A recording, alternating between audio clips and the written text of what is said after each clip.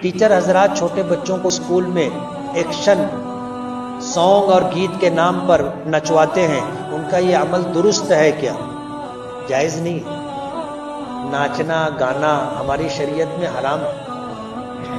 جب مکہ فتح ہوا تھا، حضرت اسامہ ابن زید رضی اللہ تعالیٰ جب مکہ فتح ہوا تو خوشی میں حضرت اسامہ جوش میں آ گئے اور اچھلنے لگے، تو حضور نے فرمایا علیک یا اسامہ، ماں یا اسامہ، اسامہ رکو رکو رکو، میری شریعت میں خوشی کے موقع پہ ناچنا حرام ہے اور غمی کے موقع پہ نوحہ اور ماتم کرنا حرام ہے۔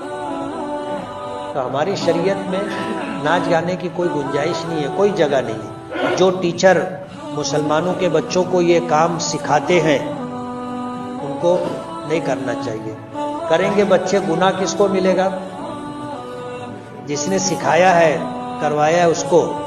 بچے تو ابھی بچے ہیں، مکلف بھی نہیں ہے، ان کو کیا معلوم ناچنے گانے کا کام ثواب کا کام ہے کہ گناہ کا کام ہے۔